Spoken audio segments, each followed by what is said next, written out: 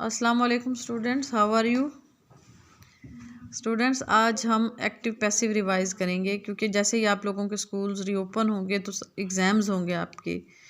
ठीक है, चैप्टर्स तो मैं आपको पढ़ाती हूँ डेली, तो आज मैंने सोचा है कि एक्टिव पैसिव करवाऊँ आपको रिवाइज़। काफ़ी सारे बुक्स तो आपकी तकरीबन हो चुकी है ना रिवाइज़, तो इन चीज़ों के लिए प्रैक्टिस की ज़्यादा ज़रूरत होती है।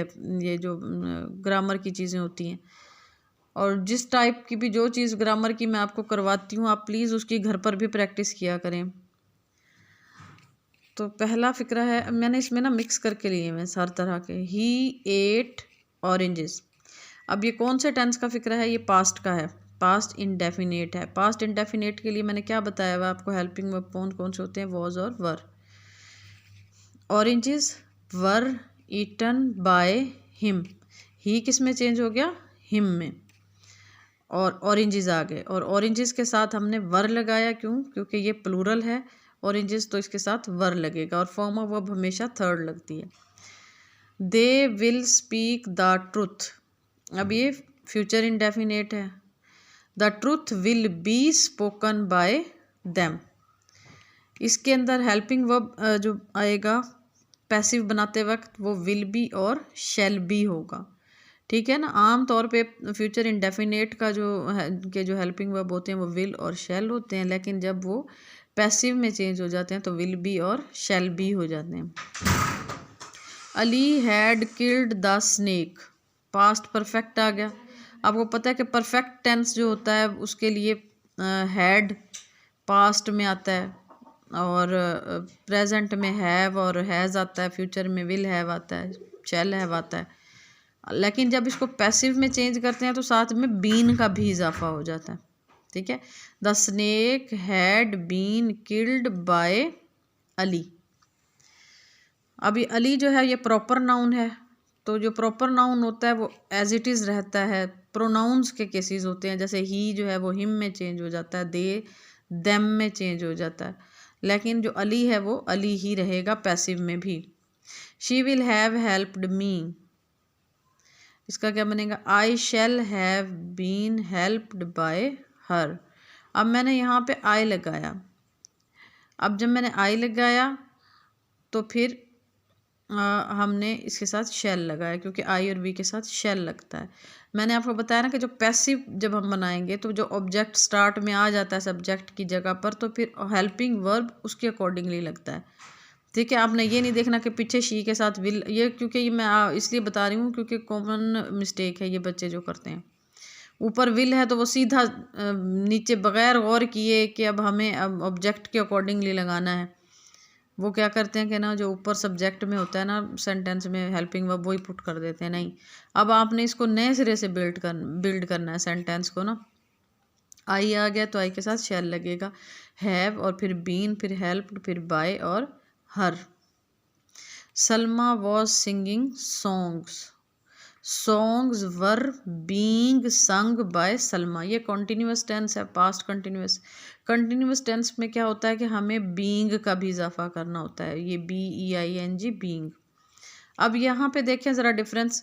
यहाँ पे सलमा था, सलमा के साथ वॉज लगा हुआ था। क्यों? क्योंकि सलमा जो था वो एक सिंगुलर नाउन था। लेकिन जब सॉन्ग्स आ गया, अब हमने यहाँ सॉन्ग्स लिख दिया क्योंकि यहाँ पे ऑब्जेक्ट सॉन्ग्स थे, तो सॉन्ग्स के साथ वर आएगा। ये चीज़ मैं आपको अगेन इसलिए कह रही हूँ ताकि आपको ये पता चले कि फिर ऑब्जेक्ट के अकॉर्डिंगली हमने हेल्पिंग वर्ब लगाना है, क्योंकि स्टार्ट में ऑब्जेक्ट आ गया। अब हमने ऑब्जेक्ट को देखना।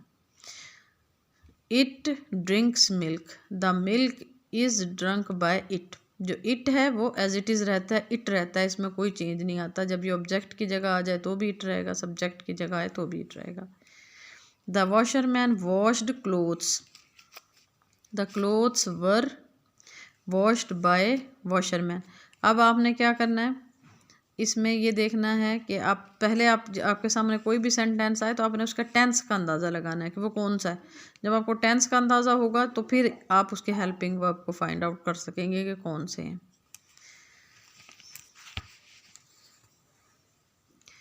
दे were reading a story. A story was being read by them. अब देखें, दे था तो दे के साथ हमने वर लगाया था। क्यों? क्योंकि प्लूरल आ गया। नाउन प्रोनाउन है ये। अब यहाँ पर हमने आ स्टोरी आ गया, ये सिंगुलर है तो इसके साथ वॉज आ गया। और बीइंग मैंने आपको बताया था कंटिन्यूअस टेंस में लगता है। We offer the prayer is offered by us. We जो है वो अस में चेंज हो जाता है। He is reading the newspaper is being read by him.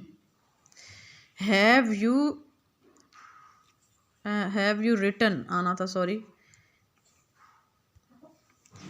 हाँ जी, कौन से सेंटेंस पर थे हम? ये राइटिंग किस में मिस्टेक आ गई थी। Have you written a letter.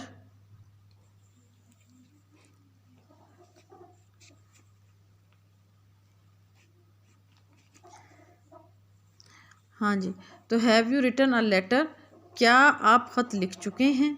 अब ये इंटेरोगेटिव है, इंटेरोगेटिव बनाया तो हैव शुरू में आ गया। अब इसी तरीके से जब हम इस इंटेरोगेटिव को पैसिव में चेंज करेंगे तो ऑब्जेक्ट स्टार्ट में आएगा। ऑब्जेक्ट जो स्टार्ट में आएगा वो है लेटर, ठीक है ना। यहाँ पे यू है ना सब्जेक्ट है, लेकिन यहाँ पे लेटर ऑब्जेक्ट है तो लेटर आएगा। अब इसको पैसिव भी इंटेरोगेटिव में ही बनेगा। Has the letter been written by you. अब इसमें जो देखने वाली बात है ना वो ये है कि बीन कहाँ आना है। बीन जो है वो इसके लेटर के बाद आएगा और हैज़ जो है वो स्टार्ट में आएगा। जबकि परफेक्ट जो टेंस है इसमें हमने तो have you written a letter सीधा लिख दिया। अब ये नहीं है कि आप पैसिव बनाएं और आप सोचें कि हैव बीन जो है या हैज़ बीन पैसिव के लिए अगर है हेल्पिंग वर्ब तो दोनों को शुरू में लगा दें। शुरू में नहीं लगाना, शुरू में जस्ट हैज़ या हैव आएगा और बीन जो है वो इसके ऑब्जेक्ट को लगाने के बाद आएगा, ठीक है। She does not eat rice. Rice is not eaten by her. Who opened the door, ये इंटेरोगेटिव होते हैं। By whom was the door opened. अब मैंने यहाँ पे वॉज क्यों लगाया? वॉज इसलिए लगाया क्योंकि ये ओपन्ड से पता चला कि ये पास्ट इंडेफिनिट है। पास्ट इंडेफिनिट के हेल्पिंग वर्ब वॉज और वर होते हैं। अब ये इम्पेरेटिव सेंटेंस है। Polish the shoes, let the shoes be polished. Don't make a noise, let a noise not be made.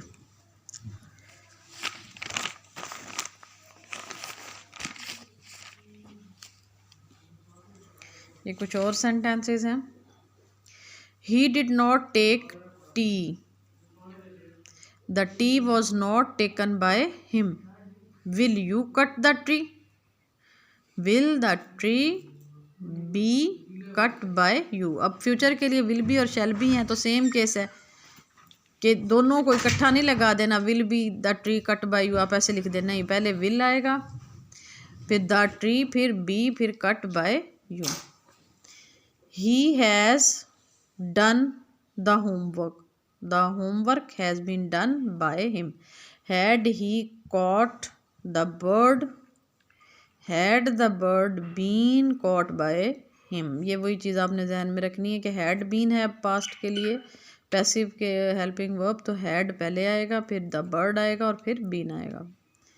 They will not have cooked food, food will not have been cooked by them. अब आपने क्या करना है, ये जो जितनी भी type के मैंने सेंटेंसेस दिए हैं ना इन्हीं तमाम टाइप्स के सेंटेंसेस 4-4 5-5 आपने लिखने हैं और घर पर उनकी प्लीज़ रफ में प्रैक्टिस करनी है। अगर आप प्रैक्टिस नहीं करेंगे तो ये आपको नहीं आएंगे। अब मैंने हर तरह के सेंटेंसेस आपको दे दिए हैं, इनकी प्रैक्टिस अब आपने खुद करनी है, ठीक है।